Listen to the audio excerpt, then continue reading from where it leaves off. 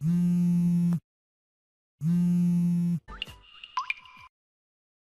কথা বলতে বলতে রাস্তা দিয়ে হেঁটে হেঁটে যাচ্ছে মেঘ। এমন সময় পেছন থেকে গুলি চলার শব্দ পেতেই পেছনে তাকিয়ে দেখে কয়েকজন গুন্ডা একজন লেডি পুলিশকে গুলি করছে। হঠাৎ একটা গুলি গিয়ে লেডি পুলিশের বুকে লাগতেই লেডি পুলিশ নিচে পড়ে গেল। মেঘ তার ফোনটা পকেটে রেখে কোমর থেকে পিস্তলটা বের করে লোকগুলোর মাথা বরাবর মারতেই তিনজন মাটিতে পড়ে গেল। মেঘ আশেপাশে তাকিয়ে তাড়াতাড়ি করে আবারও পিস্তলটা কোমরে গুজে নিয়ে চলে গেল লেডি পুলিশের কাছে। ইতিমধ্যে চারিদিক থেকে মানুষ এসে জড়ো হয়েছে। ভাই, আপনারা সাইড দেন, ওনাকে হাসপাতালে নিয়ে যেতে হবে তাড়াতাড়ি। ভাই, আপনার মরার ইচ্ছা হয়েছে নাকি? ওনাকে হাসপাতালে নিয়ে গেলে পরে আপনাকে জেলে ঢুকিয়ে দিবে, তখন বুঝবেন কি হয়। ঢোকালে ঢুকাবে, আমাকে আপনাদের ক্ষতি কি? সরেন তো সামনে থেকে। এই বলে মেঘ লেডি পুলিশকে তার গাড়িতে করে তাড়াতাড়ি হসপিটালে চলে আসলো। মেঘকে দেখে ডাক্তার বলতে লাগলো, মেঘ, ওনার কি হয়েছে? ওনার গুলি লেগেছে, তাড়াতাড়ি ওনাকে অপারেশন করান, তা না হলে উনি মারা যাবে। ঠিক আছে, এত উত্তেজিত হবার কোনো কারণ নেই। তুমি অপারেশন থিয়েটারে নিয়ে যাও, আমি এখনই আসছি। নার্স, ওনার সাথে তাড়াতাড়ি যান অপারেশন থিয়েটারে। ঠিক আছে ডাক্তার, আপনি ওনাকে তাড়াতাড়ি নিয়ে আসেন। মেঘ তাড়াতাড়ি করে লেডি পুলিশকে অপারেশন থিয়েটারের ভেতরে রেখে আসলো। ডাক্তার ভেতরে ঢুকে অপারেশন করছে। এদিকে মেঘ বাইরে বসে বসে ভাবছে তার সামনে এসব কি হয়ে গেল। এসব ভাবছে এমন সময় মেঘের ফোনটা বেজে উঠল। তাকিয়ে দেখে তার অফিস থেকে ফোন দিয়েছে। ফোনটা রিসিভ করতেই ওই পাশ থেকে বলতে লাগলো, মেঘ, তোমাকে কিসের জন্য পাঠিয়েছি তুমি ভুলে গেছো নাকি? তোমাকে বারবার মানা করা সত্ত্বেও তুমি আবারও একই কাজ করছো। সরি স্যার, আসলে একজন মেয়ে পুলিশ অফিসারের বুকে গুলি লেগেছে, তাই আমি আর নিজেকে কন্ট্রোল করতে পারি নাই। যা হবার হয়ে গেছে, এখন তুমি তাড়াতাড়ি হাসপাতাল থেকে বস্তিতে যাও। ওইখানে তোমার জন্য মাইশা অপেক্ষা করতেছে। একটা পার্সেল দিবে, পার্সেলের ভেতরে সব কিছু থাকবে, দেখে নিও। ঠিক আছে স্যার, এখন রাখছি তাহলে। এই বলে মেঘ ফোনটা কেটে দিল। বসা থেকে যেই উঠে চলে যেতে যাবে এমন সময় পেছন থেকে ডাক্তার ডেকে বলতে লাগলো, মেঘ, তুমি কোথায় যাচ্ছ এখন এই মেয়েটাকে রেখে? ওনার জরুরি ও পজিটিভ রক্ত লাগবে 1 ব্যাগ। হাসপাতালে নেই, তুমি তাড়াতাড়ি কিছু একটা ব্যবস্থা করো, তা না হলে মেয়েটাকে বাঁচাতে পারবো না। মেঘ দাঁড়িয়ে দাঁড়িয়ে ভাবতে লাগলো সে বস্তিতে ফিরে যাবে নাকি মেয়েটাকে রক্ত দিবে। অনেক চিন্তা ভাবনা করে মেঘ বলতে লাগলো, চলেন ডাক্তার, আমি মেয়েটাকে রক্ত দিব, আর মেয়েটার বাসায় ফোন দিয়ে জানিয়ে দিয়েন। বিশেষ করে আমার পরিচয়টা যাতে না জেনে, সেই দিকে খেয়াল রাখবেন। এতগুলো কেস এসেছে, কোনো দিন তুমি দেখেছো তোমার আসল পরিচয়টা? আমি জানিয়েছি কাউকে? আজকেও নিশ্চিন্তে থাকতে পারো, তোমার পরিচয় কেউ জানবে না। মেঘ ডাক্তারের সাথে কেবিনে চলে গেল। রক্ত দিচ্ছে এমন সময় পকেটে থাকা মেঘের ফোনটা বেজে উঠল। পকেট থেকে ফোনটা বের করে দেখে মায়েশা ফোন দিয়েছে। রিসিভ করতেই ওই পাশ থেকে মায়েশা বলতে লাগলো, স্যার, আপনি কোথায় আছেন? আপনার জন্য সেই 1 ঘন্টা ধরে দাঁড়িয়ে আছি, আপনার কোনো খোঁজ খবর নাই। মাইশা বোন আমার, একটা মেয়েকে হাসপাতালে নিয়ে এসেছিলাম, এখন তার রক্ত প্রয়োজন, তাই রক্ত দিতেছি। তুই কিছুক্ষণ ওইখানে দাঁড়া, আমি 30 মিনিটের মধ্যে চলে আসব। স্যারকে ফোন দিয়ে বলে দে যে পার্সেল আমার হাতে দিয়ে দিয়েছিস। আমাকে বোন দেখেছিস তাই কিছু বললাম না স্যারকে। আচ্ছা, তাড়াতাড়ি আয়, আবার আমাকে আরেক জায়গায় যেতে হবে। খুব তাড়াতাড়ি চলে আসবো আমি। এই বলে ফোনটা কেটে দিল মেঘ। কিছুক্ষণের মধ্যে রক্ত দেওয়া কমপ্লিট হয়ে গেছে। মেঘ ডাক্তারকে সবকিছু বুঝিয়ে দিয়ে চলে গেল বস্তিতে। গিয়ে দেখে মাইশা দাঁড়িয়ে আছে। বাহ, খুব ভালো কাজ করেছিস। নিজের জীবন আর চাকরি বাজি রেখে অন্যের জীবন বাঁচিয়ে এসেছিস। এই নে তোর পার্সেল, আর এইখানে কিছু ফল আর দুধ রাখা আছে। খেয়ে আজকে রাতটা বিশ্রাম কর, কালকে না হয় কাজ করবি। আচ্ছা, তোকে অনেক ধন্যবাদ রে। এই নে, তোর জন্য চকলেট এনেছিলাম, এইগুলো খেতে খেতে চলে যা তোর কাজে। এছাড়া আর কি দিতে পারবি তুই বলতো? তোকে যে বলেছিলাম আমাকে তোর বউ বানিয়ে নিতে, তুই তো নিবি না বললি। তাই আর কি করার, তোর পিছনে না ঘুরে আগে থেকেই যদি তোর বন্ধু রায়হানকে সময় দিতাম, এতদিনে আমার বিয়েটা হয়েই যাইতো। আমার পেছনে পড়ে থেকে কিছুই হবে না তোর। তার চাইতে ভালো হবে রায়হানকে বিয়ে করে দুইজন মিলে ঘর সংসার কর। আমার এই সব বিয়ে আর মেয়ে কেমন যেন প্যারা প্যারা লাগে। দেখা যাবে কি হয়। আজকে গেলাম আমি, তোকে যেটা বলছি ওইটা করবি। আর যদি শুনি তুই আজকে রাতে মিশনে গিয়েছিস, তাহলে আমি কালকে স্যারকে বলে দিব তুই হাসপাতালে ছিলি 1 ঘন্টা। আচ্ছা যাব না বোন, এখন আর এত প্যারা দিস না, যা তুই। মাইশা চলে গেল। এদিকে মেঘ ঘরে ঢুকতেই দেখতে পেল একটা চিঠি রাখা আছে নিচে। হয়তো কেউ দরজার ফাঁক দিয়ে ফেলে রেখে গেছে। মেঘ চিঠিটা নিয়ে দেখতে লাগলো কি লেখা আছে। চলুন মেঘের মুখ থেকে শুনে আসি কি লেখা আছে চিঠিতে। প্রিয় মেঘ, আমি তোর বন্ধু রায়হান। আজকে রাতে আমার বড় একটা মিশন আছে, জানি না বেঁচে ফিরবো নাকি। তুই যদি পারিস তাহলে আমার সাথে আসিস। তোর জন্য রাত 10টা 10 মিনিট পর্যন্ত অপেক্ষা করব, 3 রাস্তার মোড়ে। ইতি তোর বন্ধু রায়হান। এতটুকু মেঘ পড়া শেষ করে বিছানায় বসে পড়ল। তার মাথাটা ঝিমঝিম করছে। ঘড়ির দিকে তাকিয়ে দেখতে পেল দুপুর 2:45। বেশি কিছু না ভেবে হালকা নাস্তা করে ঘুমিয়ে গেল। রাত 9টা। ঘুম ভাঙতেই দেখতে পেল রায়হানের অনেকগুলো মিস কল। মেঘ রায়হানকে ফোন দিতেই রায়হান ফোনটা রিসিভ করে বলতে লাগলো, বন্ধু আসবি নাকি আমি একাই চলে যাবো রে মিশনে? তুই 10 মিনিট দাঁড়া, আমি ফ্রেশ হয়ে আসতেছি এখনই। আর যদি পারিস দোকান থেকে আমার জন্য 1 প্যাকেট বিরিয়ানি কিনে রাখিস। আচ্ছা তুই আয়, আমি বিরিয়ানি কিনে রাখতেছে। এখন রাখছি তাহলে। এই বলে রায়হান ফোনটা কেটে দিল। প্রায় 15 মিনিট পর মেঘ চলে গেল রায়হানের কাছে। গিয়ে দেখে রায়হান একা একা দাঁড়িয়ে ফোনে কার সাথে যেন কথা বলছে। মেঘ গাড়িতে উঠতে উঠতে বলতে লাগলো, এখন মামা ফোনটা রেখে গাড়ি চালা। মিশন শেষ করে এসে মাইসার সাথে সারা রাত কথা বলতে পারবি, কোনো সমস্যা নেই। আমি যে মাইশের সাথে কথা বলতেছি বুঝলি কি করে তুই? আমি তো ফোন স্পিকার দিয়ে রাখি নাই। ফোন স্পিকার দিয়ে রাখ আর না দিয়ে রাখ, তুই কার কার সাথে কথা বলতেছিস আমার কাছে সব খবরই আছে। এত প্রীতি বাদ দিয়ে আমার বিরিয়ানিটা দে, আর তুই গাড়ি চালা, আমি এই ফাঁকে বিরিয়ানি খেয়ে নিই। এই নে তোর বিরিয়ানি। আর শুনেছি আবুল স্যার তোকে নাকি বড় একটা মিশনের দায়িত্ব দিয়েছে, পারবি নাকি একা করতে কাজটা? ইনশাল্লাহ পারবো, মিশন নিয়ে কোনো চিন্তা নেই। আমার ব্যাপারে তো তুই কিছুই জানিস না, থাক আর ইতিহাস বের করতে চাই না এখন। রায়হান গাড়িটা নিয়ে চলে গেল ওর রাজবাড়ি। হঠাৎ গাড়ির চাকা পাংচার হয়ে যেতেই রায়হান বলতে লাগলো, মেঘ এখন কি করব? গাড়ি ছাড়া তো এখানে পৌঁছানো যাবে না। হেঁটে যাইতে যাইতে তো আরও সময় লাগবে 2 ঘন্টার মতো। তুই কিছু একটা কর। মেয়েগুলো যদি বর্ডার পার হয়ে যায় তাহলে তাদের বাঁচানো যাবে না কোনোভাবেই। তুই গাড়িতেই বস, আমি সামনে থেকে দেখে আসতেছি কিছু আছে নাকি। যদি কিছু পাই তাহলে ডাক দিব তোকে। এই বলে মেঘ গাড়ি থেকে নেমে সামনের দিকে যেতে লাগলো। কিছু দূর যেতেই দেখতে পেল একটা বড় বাড়ির সামনে একটা বাইক রাখা আছে। মেঘ ভালো করে একবার বাইকটা পর্যবেক্ষণ করে দিল সজোরে এক লাথি। সাথে সাথে গাড়ি লক ভেঙে গেল। এই রায়হান, তাড়াতাড়ি আয়, বাইক পেয়েছি একটা। রায়হান তাড়াতাড়ি করে বাইকে এসে বসতেই মেঘ বাইক স্টার্ট দিয়ে চলে গেল। প্রায় 10 মিনিট বাইক চালানোর পর জঙ্গলের ভেতরে প্রবেশ করতে যাবে এমন সময় একটা গুলি এসে মেঘের ডান কাঁধে লাগে। মেঘ বাইকটাকে কন্ট্রোল না করতে পেরে পড়ে যায় নিচে। মেঘ তোর কিছু হয় নাই তোরে? আমার কিছু হয় নাই, তুই ওই দিকটা দেখ, আমি পিস্তল গুলি বের করতেছি। মেঘ কোনো রকম কোমর থেকে পিস্তলটা বের করে শত্রুদের ওপর গুলি করতে লাগলো। একটা বুলেটও নষ্ট হচ্ছে না। যাকে গুলি করছে তারই বুকে, মাথায়, কপালে ইত্যাদি ইত্যাদি জায়গায় গুলি লাগছে আর এক এক করে মাটিতে পড়ছে। মেঘ তোর হাতটা আগে বেঁধে নে কিছু দিয়ে, তা না হলে রক্ত আরো বের হতে থাকবে। এখন বাঁধার সময় নাই রে, তাড়াতাড়ি ওদের উপরে গুলি কর, হাত থেকে ক্রমাগত রক্ত বের হচ্ছে। মেঘ আর রায়হান শত্রুদের ওপর গুলি করছে, কিন্তু শত্রুদের সাথে পেরে উঠছে না, কারণ মেঘ আর রায়হান দুজন আর শত্রুরা অগণিত মানুষ। রায়হান এখন কি করবি রে? আমার পিস্তলের বুলেট আর মাত্র 6টা আছে। বুলেটগুলো শেষ হয়ে গেলে ওরা তো আমাদের মেরে ফেলবে। এটাই তো ভাবতেছে কি করব এখন। তুই এক কাজ কর, এই দিকটা তুই কোনো মতো কভার দে, আমি চেষ্টা করি শত্রুদের ওই দিকে গিয়ে তাদের পিস্তল নিয়ে গুলি করার জন্য।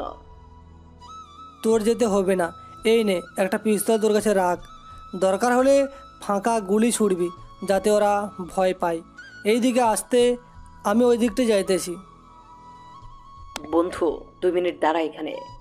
আমি আমার পকেট থেকে রুমালটা বের করে তোর হাতে কোনো রকম বেঁধে দিই, না হলে তোর হাত থেকে আরো রক্ত পড়বে। আরে বেটা পড়তে দে, আল্লাহর রহমতে কোনো কিছুই হবে না আমাদের। আর যদি নেটওয়ার্ক পার্স তাহলে মাইশাকে খবর দে একটা অ্যাম্বুলেন্স নিয়ে আসার জন্য, কারণ আমার মাথাটা কেমন যেন চক্কর খাচ্ছে। এই বলে মেঘ আস্তে আস্তে শত্রুদের ওই পাশে চলে গেল।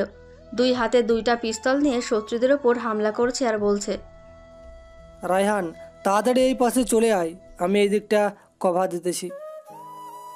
রায়হান তাড়াতাড়ি করে ওই পাশে চলে গেল। শত্রুদের হাত থেকে 2টা পিস্তল নিয়ে গুলি করতে লাগলো।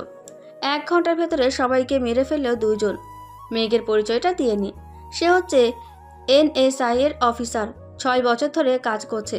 আর রায়হান হচ্ছে একজন NSI, 3 বছর ধরে কাজ করছে। পরিচয় আস্তে আস্তে জানতে পারবেন, গল্পের সাথেই থাকুন। মেঘ গাছের সাথে হেলান দিয়ে বসে পড়ল আর বলতে লাগলো, বন্ধুরে, আমি যদি মরে যাই তাহলে আমার লাশটা বাসায় পৌঁছে দিয়ে আসিস। ভালো থাকিস বন্ধু। এইটা বলেই মেঘ মাটিতে পড়ে গেল। এদিকে রায়হান মেঘকে জড়িয়ে ধরে কান্না করছে আর বলছে, মেঘ বন্ধু আমার, একটু চোখ খুল, দেখ তোর বন্ধু সামনে বসে আছে, চোখ খুল একটু। এইসব জোরে জোরে বলছে। এমন সময় গাড়ির হর্নের শব্দ পেয়ে রায়হান রাস্তার দিকে তাকাতেই দেখতে পেল মাইশা এবং তাদের পুরো টিম চলে এসেছে। রায়হান আর দেরি না করে মেঘকে কোনো রকমে কোলে তুলে গাড়িতে উঠিয়ে নিয়ে বলতে লাগলো, মাইশা তুমি আমার সাথে আসো, আর বাকিরা সব মেয়েগুলোকে নিয়ে ওই গাড়ি করে চলে আসো। মেঘের অবস্থা অনেক খারাপ, বাঁচবে নাকি তাও জানি না। স্যার আপনি কোনো চিন্তা করবেন না, তাড়াতাড়ি মেঘ স্যারকে হাসপাতালে নিয়ে যান, আমরা চলে যেতে পারবো। রায়হান বেশি দেরি না করে ফুল স্পিডে ড্রাইভ করতে লাগলো আর মাইশাকে বলতে লাগলো, মাইশা তুমি এক কাজ করো, মেঘের মুখে অক্সিজেন মাস্ক লাগিয়ে দাও, আর ওর হাতের তালুর সাথে তোমার হাতের তালু একটু ঘষে দাও, দেখো মেঘের জ্ঞান ফিরে নাকি। ঠিক আছে, তুমি তাড়াতাড়ি হাসপাতালে যাও। মেঘের শরীর কেমন যেন ঠান্ডা হয়ে আসতেছে। মাইশার মুখে এই কথা শুনে রায়হান কান্না করতে করতে গাড়ি চালাতে লাগলো। দীর্ঘ 1 ঘন্টা 15 মিনিট পর হাসপাতালের সামনে এসে গাড়িটা পৌঁছায়। রায়হান কোনো রকম লিফটে করে অপারেশন থিয়েটারের সামনে এসে ডাক্তারকে ডাকতে থাকে, ডাক্তার ডাক্তার তাড়াতাড়ি আমার বন্ধুকে বাঁচান। ও মাই গড, মেঘ এর এমন অবস্থা হয়েছে কি করে? ওনাকে তাড়াতাড়ি অপারেশন থিয়েটারে নিয়ে আসো। নার্স নার্স, ডাক্তার রশ্মিকে খবর দাও, উনি ওনার কেবিনে আছে। ঠিক আছে ডাক্তার, আমি এক্ষুনি ডেকে আনতেছি। মেঘকে অপারেশন থিয়েটারের ভেতরে নিয়ে গেল। এদিকে রায়হানের পায়েও গুলি লেগেছে, কিন্তু বুলেট প্রুফ জুতো থাকার কারণে আর লাগেনি। রায়হান এবং মাইশা বাইরে বসে আছে। এমন সময় রায়হানের ফোনটা বেজে উঠল। তাকিয়ে তাকিয়ে তাদের আবুল স্যার ফোন দিয়েছে। কলটা রিসিভ করতেই ওই পাশ থেকে বলতে লাগলো, রায়হান, এত বড় ঘটনা ঘটে গেল আর আমাকে একটিবারও জানালে না। তোমরা এখন কোথায় আছো? তাড়াতাড়ি বলো, আমি এখনই আসতেছি। স্যার আপনারা তো চিন্তা করতে হবে না, মেঘ স্যার সুন্দর আছে এখন। আচ্ছা রাখছি স্যার, হাসপাতালে বেশি কথা বলা যাবে না। এই বলে মাইশা ফোনটা রেখে দিল। দুজনেই পাশাপাশি বসে আছে। কিছুক্ষণ পর ডাক্তার অপারেশন থিয়েটারের ভেতর থেকে বের হয়ে রায়হানের কাছে এসে বলতে লাগলো, রায়হান আপনি কোনোভাবে আরও 3 ব্যাগ ও পজিটিভ রক্ত ব্যবস্থা করো। আমাদের কাছে 1 ব্যাগ ছিল, এইটা লাগিয়ে দিয়েছি। 30 মিনিটের ভেতরে আরও 3 ব্যাগ রক্ত লাগবে। স্যার আমার ও প্লাস রক্তের গ্রুপ, আপনি চাইলে আমার থেকে 3 ব্যাগ রক্ত নিতে পারেন। একজনের শরীর থেকে কোনোভাবে 3 ব্যাগ রক্ত নেওয়া যাবে না। আমি 2 ব্যাগ নিতে পারবো আপনার শরীর থেকে, আর 1 ব্যাগের ব্যবস্থা করেন। মাইশা তুমি ক্যাম্পে ফোন দিয়ে জিজ্ঞেস করো কারো রক্তের গ্রুপ ও প্লাস নাকি, যদি থাকে তাহলে তাকে এখনই বলো আসার জন্য। ডক্টর আলম সাহেব, আর রক্তর কোনো প্রয়োজন নেই। আপনি ওনার থেকে 1 ব্যাগ রক্ত নেন।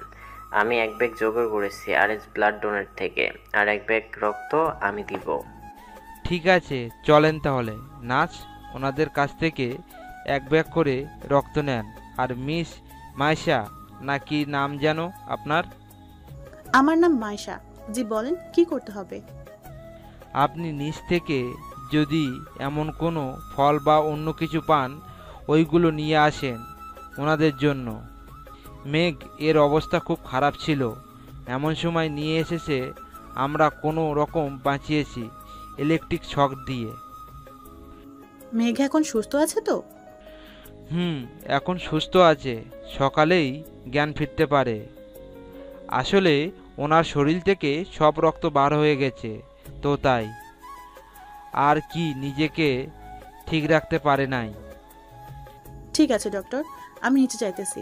এখন আরো কিছু লাগলে বলেন, আমি এখনই নিয়ে আসতেছি। না, আর কিছু লাগবে না, ওষুধপত্র এইখান থেকে নিতে পারবো। আপনি যান, আমি পাশের কেবিন থেকে রুগীকে দেখে আসছি। মাইশা চলে গেল। এদিকে ডাক্তার আলম চলে গেল পাশের রুমে।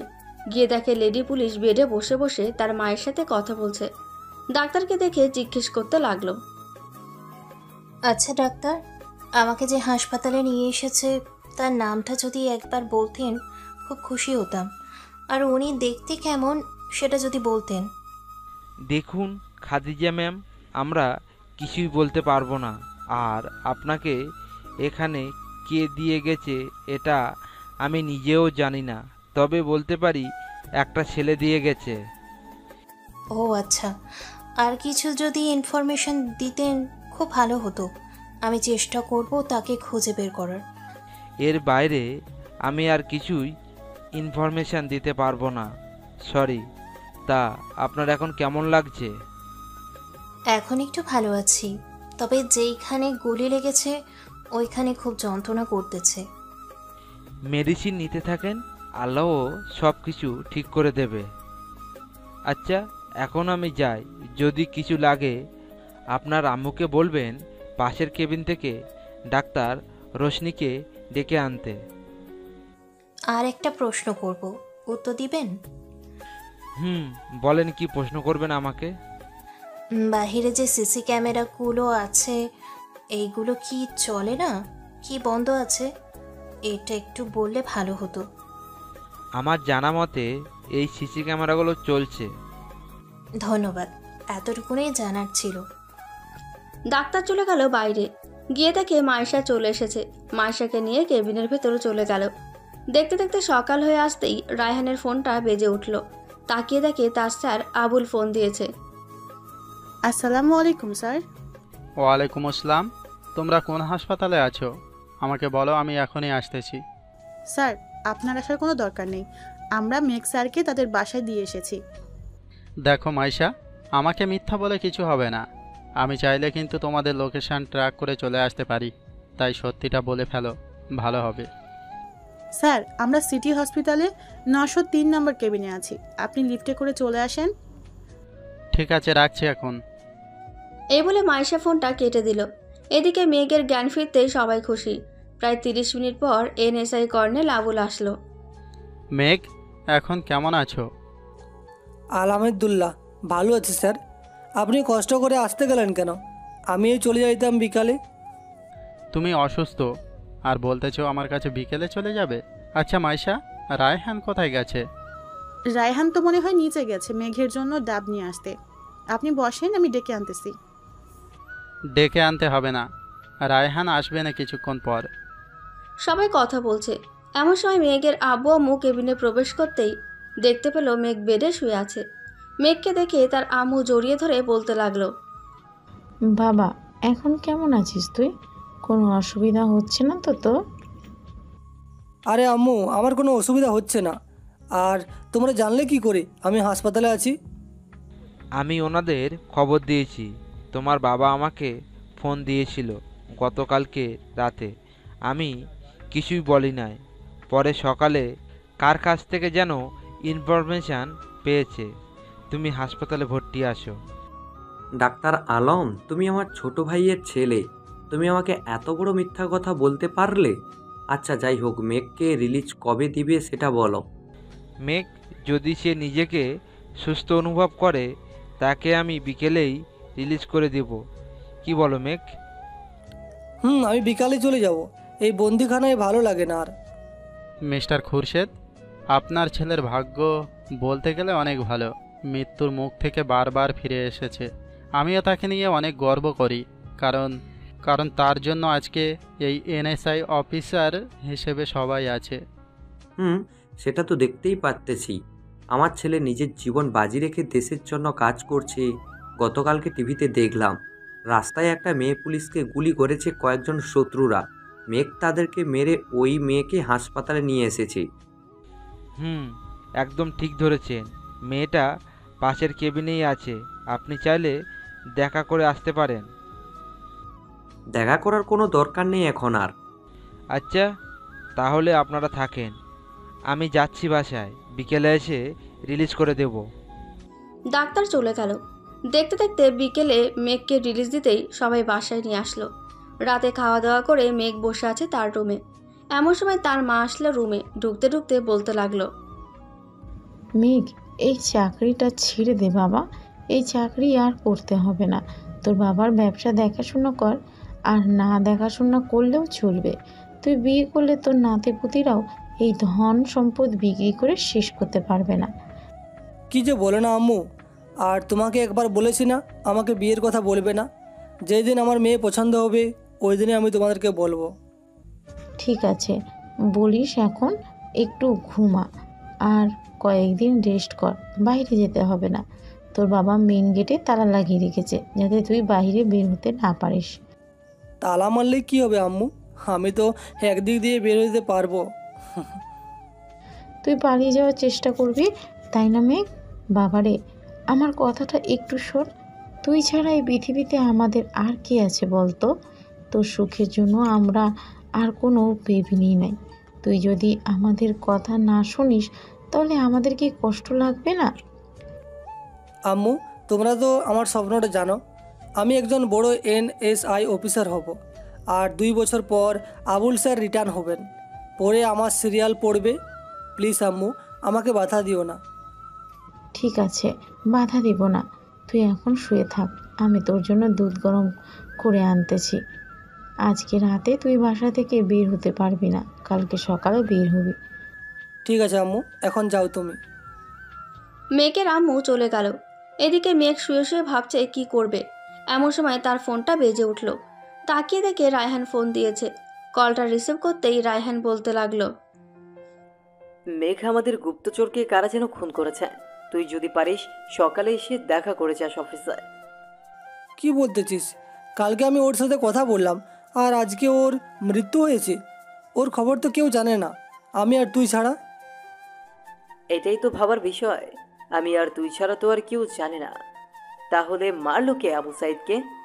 আচ্ছা, তুই সকালে আসিস, আবু সাইদের লাশ পোস্টমর্টেম করতেছে। আচ্ছা রাখছি তাহলে। সকালে আমি চলে আসবো ঠিক টাইমে, তুই চিন্তা করিস না।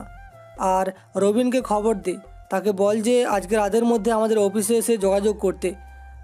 তারও বাঁচার চান্স কম। আবু সাইদকে যখন মেরে ফেলেছে রবিন, এর খবরও পেয়ে যাবে আশা করতেছি। আচ্ছা, তুই এখন ঘুমা, এত চিন্তা করতে হবে না তোর। তাড়াতাড়ি সুস্থ হয়ে নে, পরে আবারও আমরা মিশন করতে বের হব। মেঘ ফোনটা কেটে তার ল্যাপটপটা নিয়ে রবিনের সাথে কন্ট্যাক্ট করার চেষ্টা করছে। দীর্ঘ 10 মিনিট চেষ্টা করার পর রবিনের সাথে কন্ট্যাক্ট করতে পারলো মেঘ। হ্যালো রবিন, তুমি কোথায় আছো এখন? স্যার, আমি তো আপনার বাসার নিচে একটা পার্সেল নিয়ে দাঁড়িয়ে আছি। তাড়াতাড়ি আপনি নিচে আসেন। শত্রুরা আমার পিছু ধাওয়া করেছে। যদি দেখতে পারে তাহলে আমাকে মেরে ফেলবে। তুই এক কাজ কর, দারোয়ানকে আমার নাম বল, তাহলে তোকে বাড়ির ভিতরে আসতে দিবে। আমি এখনই আসতেছি নিচে। এই বলে মেঘ নিচে চলে আসলো। মেঘকে নিচে দেখতে পেয়ে তার মা বলতে লাগলো, কি রে, নিচে নেমেছিস কেন? আম্মু, বাইরে রবিন দাঁড়িয়ে আছে, তাকে ঘরের ভিতরে আনতে হবে, তা না হলে তাকে মেরে ফেলবে শত্রুরা। দরজায় চাবি কোথায়, তাড়াতাড়ি বলো। এই নে চাবি, তাড়াতাড়ি রবিন আর দারোয়ানকে বল ভিতরে চলে আসতে। আর চারিদিকে কারেন্টের শকের লাইনটা লাগিয়ে দে, যাতে শত্রুরা ভিতরে না আসতে পারে।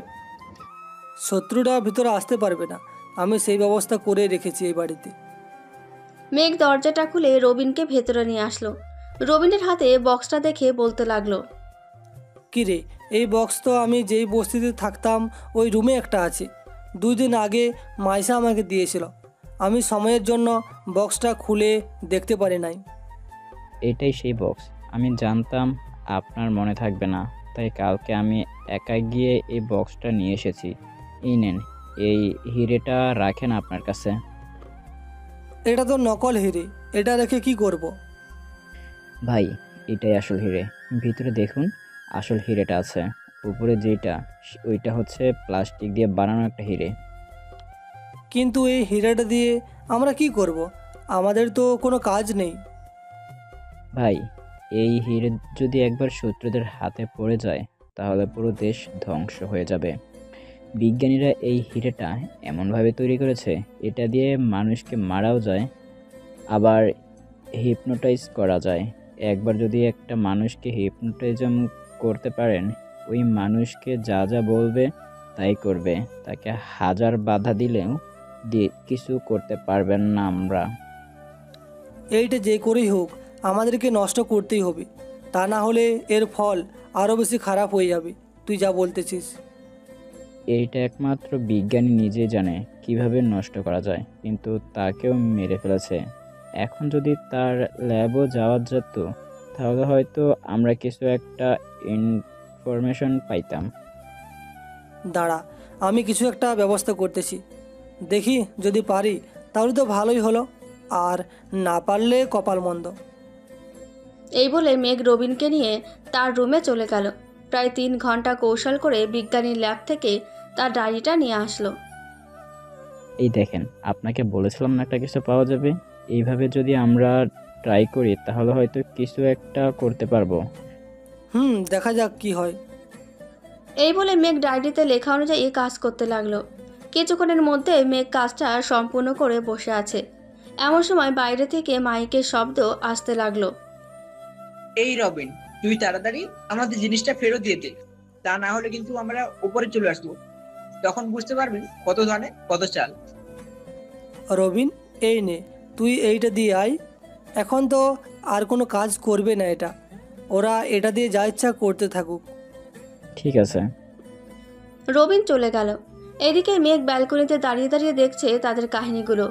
কিছুক্ষণ পর রবিন বাড়ির ভেতরে ঢুকতেই মেঘ তার পিস্তলটা নিয়ে শত্রুদের ওপর গুলি করতে লাগলো। হঠাৎ হামলার কারণে শত্রুরা পালাতে পারেনি। শত্রুর লিডার এবং তার দলের 2 জনকে মেরে ফেলেছে মেঘ। সকাল 10টা, এমন সময় রায়হানের ফোন কল। হ্যালো মেঘ, কোথায় আছিস রে?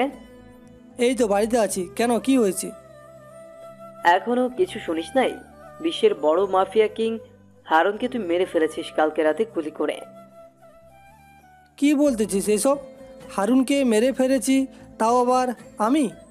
এটা কোনোভাবেই সম্ভব না। এটা হারুন হতে পারে না।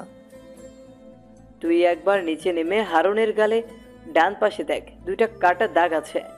একদিন মিশন করতে গিয়ে হারুনকে তুই ছুরি দিয়ে আঘাত করেছিলি, মনে আছে তোর? মনে পড়েছে এখন। আচ্ছা, ফোনটা রাখ, আমি দেখে আসতেছি এটা হারুন নাকি অন্য কেউ। এই বলে মেঘ চলে গেল নিচে। গিয়ে দেখে সত্যি এটা হারুন। বিশ্বের বিখ্যাত মাফিয়া কিং হারুনকে মেরে ফেলেছে মেঘ। এমন সময় মেঘের ফোনটা বেজে উঠল। তাকিয়ে দেখে অচেনা নাম্বার। কলটা রিসিভ করতেই ওই পাশ থেকে ক্যাপ্টেন রবিউল বলতে লাগলো। হ্যালো মেঘ, কংগ্রাচুলেশন। আজকে এই দেশ মুক্ত হয়েছে এই হারুনকে মারার কারণে। এই হারুন বাংলাদেশ থেকে বিভিন্ন জায়গায় মেয়ে পাচার করত। জি স্যার, আমি জানি। এর আগেও একবার ওর মুখোমুখি হয়েছিলাম আমি, কিন্তু ওই দিন বেঁচে গেছে। আজকে আর বেঁচে ফিরতে পারে নাই। সে বেঁচে ফিরেনি তো কী হয়েছে? তার ডান হাত রানা আর বাম হাত রাজীব আছে। তাদের 2 জনকে মারতে পারলেই হবে। ঠিক আছে স্যার, আপনি কোনো চিন্তা করবেন না। আমি আমার জীবন থাকতে তাদের মেরেই ছাড়বো। এখন রাখছি তাহলে। এই বলে মেঘ ফোনটা কেটে চলে গেল তাদের ক্যাম্পে। গিয়ে দেখে সবাই দাঁড়িয়ে দাঁড়িয়ে কর্নেল NSI আবুলের কথা শুনছে। মেঘকে দেখে কর্নেল আবুল বলতে লাগলো। সবাই মেঘকে দেখো, মেঘের জন্য আজকে আমাদের সম্মান কত দূর চলে গেছে। কালকে প্রধানমন্ত্রী নিজে আসবে আমাদের এই ক্যাম্পে সবার জন্য ছোট উপহার নিয়ে। মেঘ, আমি তোমার কাছে একটা জিনিস আশা করি। আমার পর তুমি আসন গ্রহণ করে এই NSI পুরো টিমটাকে আবার নতুন করে তুমি সাজাও। স্যার, আপনি যেইভাবে সাজিয়ে দিয়ে গেছেন ইনশাল্লাহ পরবর্তীতেও এইভাবেই চলবে, একটুও এই দিক সেই দিক হবে না। মেঘ, তোমাকে আর রায়হানকে আজকে রাতে একটা মিশনে যেতে হবে। আজকের মিশনটা ছোটোখাটোই। ঠিক আছে স্যার, আপনি বলে দিয়েন কোথায় মিশন হবে, আমি ওইখানে চলে যাব। আর এখন কি আমাকে বস্তিতে থাকতে হবে নাকি আমি আমার বাসায় থাকতে পারবো? এখন তো আর তেমন শত্রু নেই, তুমি তোমার বাসায় থাকতে পারবে। তবে একটা কথা মাথায় রেখো, কয়েকদিন আগে একটা মেয়ে পুলিশ অফিসারকে বাঁচিয়েছো, সে কিন্তু আমাদের পেছনে পড়ে আছে। তোমার ব্যাপারে সকল ইনফরমেশান জোগাড় করতেছে। করতে থাকুক স্যার, আমার ব্যাপারে ইনফরমেশান জোগাড় করে কি করতে পারবে সে? কিছুই করতে পারবে না। আচ্ছা স্যার, আমি আমার কেবিনে যাচ্ছি, একটু কাজ আছে। ঠিক আছে, যাও তাহলে তুমি। মেঘ চলে গেল তার কেবিনে। বসে বসে কাজ করছে, এমন সময় তার ফোনটা বেজে উঠল। তাকিয়ে দেখে এই এলাকার পুলিশ কমিশনার ফোন দিয়েছে। কলটা রিসিভ করতেই ওই পাশ থেকে বলতে লাগলো, এটা কি মেঘের নাম? জি, আমার নাম মেঘ। কিছু বলবেন নাকি? আপনার সাথে কিছু জরুরি কথা আছে। আপনি আজকে বিকেল 5টায় টয় কফি শপে দেখা করতে পারবেন? সরি, আমার কাজ আছে। আপনি দেখা করতে চাইলে এখন আমাদের অফিসে আসতে পারেন, আমি এইখানেই আছি। ঠিক আছে, আমি আসতেছি এক্ষুনি। মেঘ আর কিছু না বলে ফোনটা কেটে কাজ করতে লাগলো। প্রায় 10 মিনিট পর রায়হান কেবিনে প্রবেশ করতে কি বলিস এইসব? ওই মেয়ে এইখানে এসে কি করবে? সেটা আমি জানবো কি করে? তুই মাস্ক পরে নে, মেয়েটা আসলেই পরে জানতে পারবো কেন এসেছে এখানে। মেঘ তার পকেট থেকে মাস্কটা বের করে পরে নিল। প্রায় মিনিট 5 পর মেয়েটা কেবিনের সামনে এসে বলতে লাগলো, আসতে পারি স্যার? জি আসুন। আর কে আপনি? আমি পুলিশ কমিশনার এই এলাকার। ওই দিন আমাকে বাঁচানোর জন্য ধন্যবাদ। আপনার কথার আগামাথা কিছুই আমি বুঝতে পারছি না। আমি আপনাকে বাঁচালাম কখন? 3 দিন আগে আমাকে বাঁচিয়েছেন গুন্ডাদের হাত থেকে। আপনার হয়তো ভুল হচ্ছে। এই দেখেন আমার ফেস, এর সাথে ওই লোকটার ফেস মিলে কি না? রায়হানের খাদিজা তো অবাক হয়ে তাকিয়ে আছে। কয়েক মিনিটের ভেতরে মেঘের চেহারা পাল্টে গেল কি করে, এই সব ভাবছে রায়হান।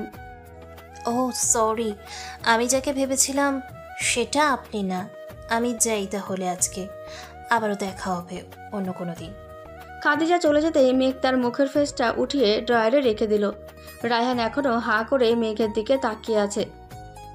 কিরে বেটা, এখন কি তুই মুখ বন্ধ করবি নাকি মশা ঢুকিয়ে দেবো তোর মুখে? হ্যাঁ, মুখ বন্ধ করলাম, কিন্তু আমি কিছুই বুঝতে পারছি না। তুই তোর ফেসটা পাল্টালি কিভাবে? আমি তো তোর সামনেই বসেছিলাম। এইটা তোর ভাবা লাগবে না। দেখলি মেয়েটাকে কীভাবে বোকা বানিয়ে পাঠিয়ে দিলাম।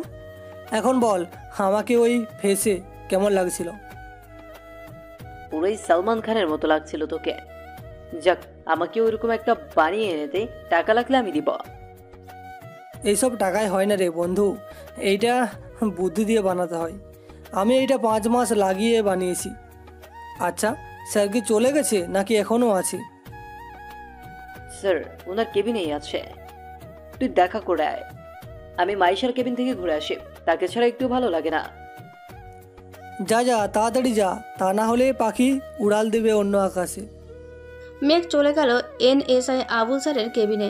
মেঘকে দেখে আবুল স্যার বলতে লাগলো, মেঘ, ভেতরে আসো, বাহিরে দাঁড়িয়ে আছো কেন? মেঘ ভেতরে চলে গেল। চেয়ারে বসতে বসতে বলতে লাগলো, স্যার আজকে তো একটা মিশন আছে বললেন, তা কোন জায়গায় মিশনটা হবে একটু বলেন তো। আমার খবরেও বলেছে একটা মিশন আছে রাঙামাটিতে। তোমার গুপ্তচর যেখানকার কথা বলেছে ওই জায়গায় মিশন হবে। আমার গুপ্তচরও সেম কথা বলেছে। এই নাও, এই টিকিট 2টা রাখো। তুমি আর রায়হান দুপুর 2টায় ট্রেনে রাঙ্গামাটি চলে যাবে। স্টেশন থেকে আমাদের অফিসার বিজয় তোমাদেরকে নিয়ে যাবে। যত রকম সুবিধা লাগবে ওরা সব করবে, কারণ রাঙ্গামাটিতে আমাদের তো বেশি মিশন হয় নাই। আপনি কোন বিজয়ের কথা বলতেছেন স্যার? গত বছর যে আমাদের সাথে শেষ মিশনে ছিল ওই বিজয়ের কথা বলতেছেন? আমিও ওই বিজয়ের কথাই বলতেছি। কেন, সে কোনো কিছু করেছে নাকি? তার নাম শুনে চমকে গেলে যে? না, তেমন কিছু করে নাই। তবে আমাদের মিশনে তাকে না নিয়ে অন্যজনকে দিলে ভালো হতো। আর আমাদের প্রয়োজন হয় না কোনো মানুষের, কেউ না থাকলে আরও বেশি ভালো হবে। তোমাদের তো আর একা একা ছাড়তে পারি না। আচ্ছা, আমি না হয় ওইখানের পুলিশের এসআই আফরাতকে বলে দিব নে। ঠিক আছে, তাহলে আমরা এখনই বাসায় গিয়ে রেডি হয়ে নিই, আবারও তো যেতে হবে ওইখানে। যাও। আর ট্রেনে উঠে আমাকে একবার ফোন দিয়ে জানাবে, তাহলে আমি এসআই আরাফাতকে বলে দিতে পারবো। বলতে হবে না, আপনি ওনার নাম্বার দিয়ে দেন। আমরা রাঙামাটি স্টেশনে পৌঁছানোর আগে ওনাকে ফোন দিয়ে বলে দেব, যাতে আমাদের এসে নিয়ে যায়। এই নাও নাম্বার। আর ওই সময় এইখানের এসআই খাদিজা এসেছিল কেন? দেখলাম তোমার কেবিনের দিকে যাইতে। জানি না স্যার কেন এসেছিল, তবে আমি যে ওই দিন ওনাকে বাঁচিয়েছি ওইটার জন্য ধন্যবাদ দিতে এসেছিল। কিন্তু আমাকে চিনল কি করে? উনি তো আর আমাকে দেখে নাই। এটা আমিও জানি না। আচ্ছা, তোমরা যাও, আমি হাসপাতালে খুঁজে নিব না। যদি ওইখান থেকে কিছু জানতে পারি তাহলে তো ভালোই হলো, আর না জানতে পারলে তোমাকে এসে খোঁজ নিতে হবে। স্যার, এখন তাহলে আমরা যাই। এই বলে মেঘ চলে গেল মায়েশার কেবিনে। গিয়ে তাকে দুজনে হাতে হাত রেখে কি সুন্দর গল্প করছে। মেঘ গলার স্বর পাল্টে বলতে লাগলো, এই তোমাদের চাকরি দিয়েছি কি প্রেম করার জন্য নাকি নাকি কাজ করার জন্য? কোনটা? এইখানে এসে প্রেম করতেছো? প্রেম করতে হলে চাকরি ছেড়ে দিয়ে প্রেম করো। মেঘের এমন কথা শুনে রায়হান বসা থেকে দাঁড়িয়ে পেছনে তাকাতেই দেখতে পেল মেঘ দাঁড়িয়ে আছে। কিরে, প্রেম করবি নাকি আমার সাথে কাজেও যাবি? ধুমশালা, দিলি তো প্রেমের 12টা বাজিয়ে। তুই একাই চলে যা, আমি যাব না। শরীরটা ভালো না রে, কেমন যেন চর চর লাগতেছে শরীরে। ও আচ্ছা, তাহলে তুই থাক, আমি চলে যাই। মাইশা, এইখানে না থেকে স্যারের কাছে একটা বাহানা দিয়ে দুইজন বাহির থেকে ঘুরে আসো। এখন তো কোনো কাজ নেই, যদি স্যার তোমাদের এইভাবে দেখে তাহলে হয়তো অনেক কিছু বলবে। ভালো একটা বুদ্ধি দিয়েছো ভাইয়া। এই নাও, আমার তরফ থেকে তোমার জন্য একটা ছোট্ট উপহার। এটা খেতে খেতে বাড়িতে চলে যাও। মেঘ আর কিছু না বলে চলে গেল বাসায়। কলিং বেল দিতেই মেঘের আম্মু এসে দরজা খুলে দিল। তোকে যে সকালে বললাম খাবার খেয়ে যাইতে, খেয়ে গেলি না কেন? তোর বাবা আমার উপর চেঁচামেচি শুরু করেছে। তুমি তো জানো আম্মু, কত কাজ করতে হয় তোমার ছেলেকে। এই তো এখন বাসায় এসেছি, একটু পর আবারও রাঙামাটির উদ্দেশ্যে রওনা দিব। ওইখান থেকে আবার কালকে চলে আসব। অসুস্থ হয়েছিস, কই তুই বিশ্রাম নিবি? তা না করে তুই কাজ নিয়ে পড়ে আছিস। তোকে খুব তাড়াতাড়ি বিয়ে দিতে হবে। আমার কথা তো শুনিস না। বইয়ের শিকড়ে যখন বাধা পড়বে তখন ঠিকই শুনবি তুই। সেসব পরে দেখা যাবে, এখন বিয়ে নিয়ে চিন্তা করি না। আমার জন্য খাবার রেডি করো, আমি ফ্রেশ হয়ে আসতেছি। আচ্ছা যা, আমি খাবার রেডি করতেছি। আর আসার সময় তোর আব্বুকেও ডেকে আনিস উপর থেকে। ঠিক আছে। মেঘ চলে গেল তার রুমে। সকল কিছু গুছিয়ে ফ্রেশ হয়ে যেয়ে নিচে নামতে যাবে, এমন সময় তার মায়ের কথা মনে পড়ল। মেঘ তার আব্বুর রুমে গিয়ে দেখে বই পড়ছে। আব্বু তাড়াতাড়ি আসো, আমার খুব ক্ষুধা লাগছে। সারাদিন তো অফিসেই থাকিস, খাওয়া দাওয়া তো আর ঠিক মতো করিস না। ক্ষুধা লাগবে না তো কি লাগবে, চল নিচে। মেঘ ও তার আব্বু চলে গেল নিচে। খাওয়া দাওয়া করে কিছুক্ষণ মেঘ তার বাবা মায়ের সাথে গল্প করে ওপরে চলে আসলো। ঘড়ির দিকে তাকাতেই দেখতে পেল 1:15 বাজে। মেঘ তাড়াতাড়ি করে নিচে চলে গেল। আম্মু আব্বু, আমি যাইতেছি এখন, কালকে বিকালের মধ্যে চলে আসবো। আমার জন্য বিরিয়ানি করে রেখো। ঠিক আছে যা, কালকে তোর জন্য সারপ্রাইজ আছে, আসলেই দেখতে পারবি। মেঘ আর কিছু না বলে চলে গেল স্টেশনে। গিয়ে দেখে ট্রেন দাঁড়িয়ে আছে। মেঘ ট্রেনের ভেতরে উঠে তার সিট খুঁজতে লাগলো। কিছুক্ষণ পর তার সিটটা খুঁজে পেল, কিন্তু মেঘ এটা কখনোই ভাবতে পারেনি যে সেই লেডি পুলিশের পাশের সিটটায় তার সিট পড়বে। মেঘ সিটে গিয়ে বসতেই খাদিজা বলতে লাগলো, এই যে মিস্টার, আপনাকে তো আমি ছাড়তেছি না। যেখানেই যাবেন ওইখানেই যাব, আপনার পিছু পিছু। মানে কি বলতেছেন আপনি? আপনাকে তো আমি চিনিও না, তাহলে আমার সাথে যাবেন কি করে? আপনি চেনেন না আমাকে, তাতে কোনো সমস্যা নাই। আমি তো আপনাকে চিনি, তাতেই হবে। মেঘ আর কোনো কথা বাড়ালো না। রাঙামাটি স্টেশনে পৌঁছে ফোন দিল এসআইকে। কিছুক্ষণ রিং হওয়ার পর ওই পাশ থেকে ফোনটা রিসিভ করতেই মেঘ বলতে লাগলো, আসসালামু আলাইকুম স্যার, আমি মেঘ, আবুল স্যার পাঠিয়েছে আমাকে। আপনি কখন আসবেন? আমি তো স্টেশনের সামনেই আছি, আপনি স্টেশনের বাইরে আসেন, আমি সামনে এগিয়ে যাইতেছি। আচ্ছা। মেঘ এসআইয়ের সাথে কথা বলে চলে গেল তাদের ক্যাম্পে। কিছুক্ষণ রেস্ট নিয়ে বসে আছে। এমন সময় খাদিজাকে গেট দিয়ে প্রবেশ করতে দেখে মেঘ এসআইকে বলতে লাগলো, আচ্ছা, ওই মেয়েটা এইখানে এসেছে কেন? ওনার কি কোনো কাজ আছে নাকি এইখানে? ওনাকেও তো কর্নেল শাহজাহান স্যার পাঠিয়েছে, বলেছে আপনারা দুজন মিলে মিশনটা কমপ্লিট করতে। ও আচ্ছা, প্রায় তো সন্ধ্যা হয়ে এসেছে, তো চলেন মিশনের দিকে যাই, গিয়ে দেখি ওইখানে কি অবস্থা। খাওয়া দাওয়া করে নেন, এরপর আমি আপনাদের দিয়ে আসবো ওইখানে। আমারও একটা কাজ আছে, না হলে আমিও থাকতাম। ও আচ্ছা। মেঘ, খাদিজা আর এসআই খাওয়া দাওয়া করে চলে গেল মিশনে। এসআই মেঘ আর খাদিজাকে নামিয়ে দিয়ে চলে গেল। মেঘ একবার খাদিজার দিকে তাকিয়ে আবার চোখ নামিয়ে ফেলল। কে মিস্টার, এইভাবে কি দেখেন? প্রেমে পড়ে যাবেন তো পরে। সরি মিস্টার মধুমতি, আমার এক্স আছে, আমার পেছনে ঘুরে কোনো লাভ নেই। যেই ছেলে মেয়েদের থেকে 2 হাত দূরে থাকে সেই ছেলে কি না এক্স আছে? যাক, শুনে মনটা ভরে গেল। আপনার উপর ক্রাশ যখন খেয়েছি আমি আপনাকে ছাড়ছি না, যতই আপনার এক্স গার্লফ্রেন্ড আসুক না কেন। মেঘ বুঝে গেছে এই মেয়ের সাথে কথা বলে তার মাথার চুল পড়ে যাবে সব, তাই বেশি কথা না বলে সামনের দিকে যেতে লাগলো। এমন সময় একটা গুলি এসে মেঘে ডান পাশ দিয়ে চলে যায়। মেঘ খাদিজাকে ধাক্কা দিয়ে নিচে ফেলে দিল।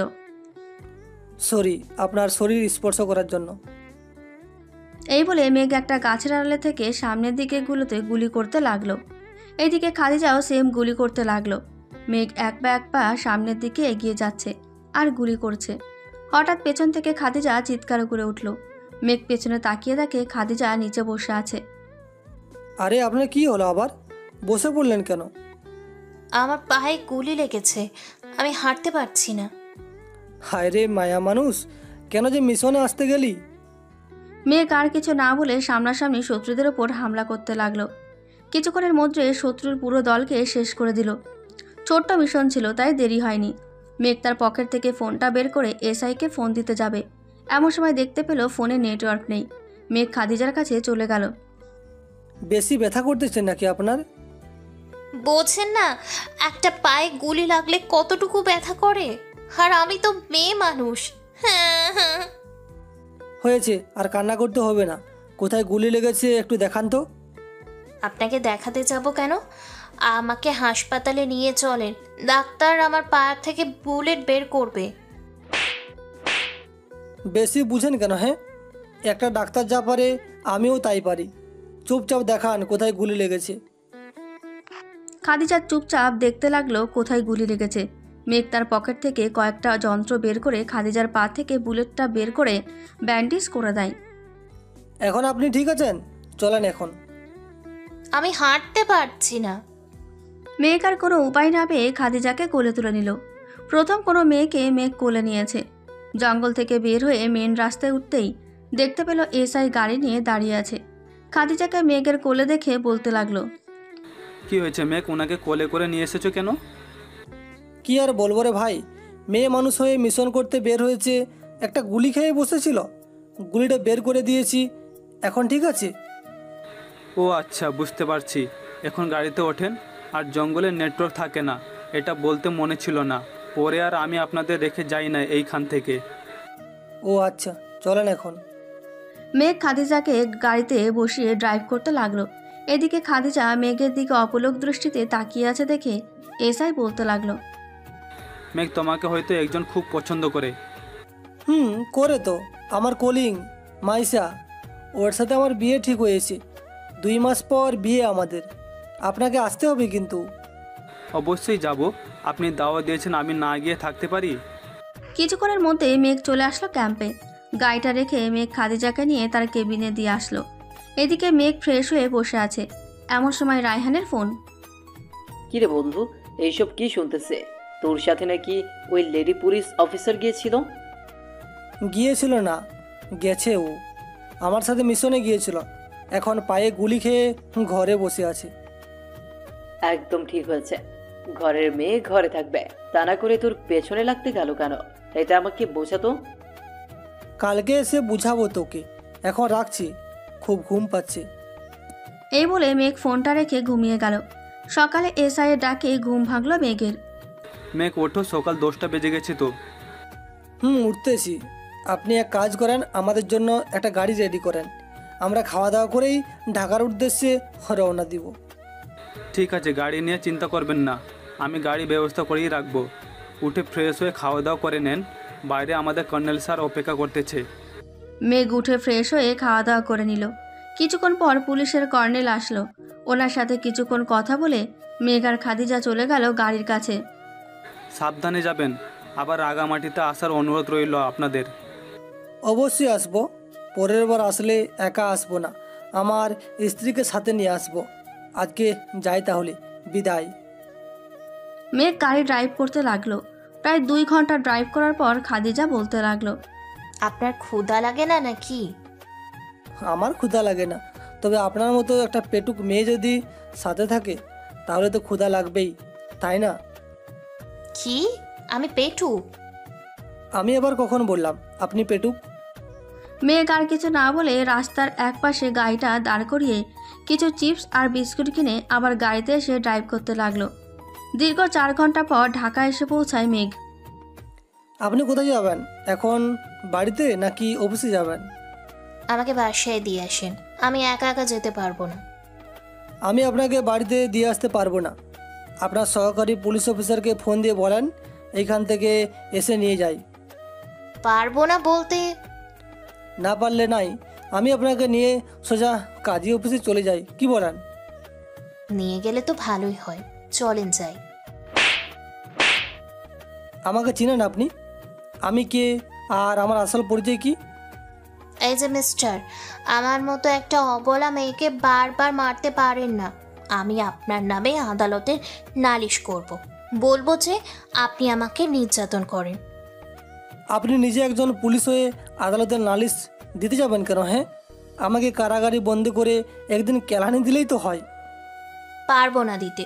এখন বলেন, আমাকে বাসায় নামিয়ে দিয়ে আসবেন নাকি আপনার আবুল স্যারের কাছে বিচার দিব? বিচার দিতে হবে না আপনাকে, আপনাকে দিয়ে আসতেছি, বলেন কোথায় যাইতে হবে?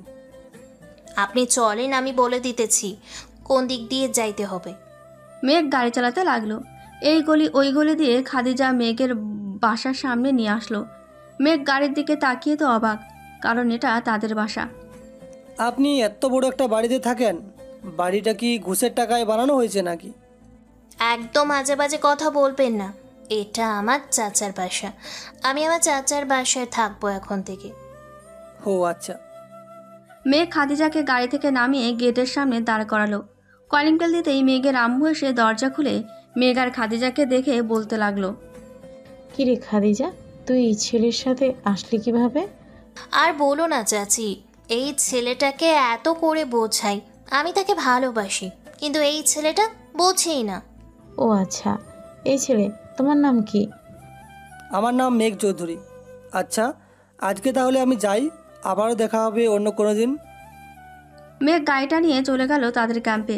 কেবিনে প্রবেশ করতেই দেখতে পেল পুলিশের প্রধান আর আবুল স্যার কথা বলছে। মেঘকে দেখে বলতে লাগলো, কংগ্রাচুলেশন মেঘ, তোমার জন্য বারবার আমাদের দেশ থেকে মেয়ে পাচার হতে ভিতরে থাকছে।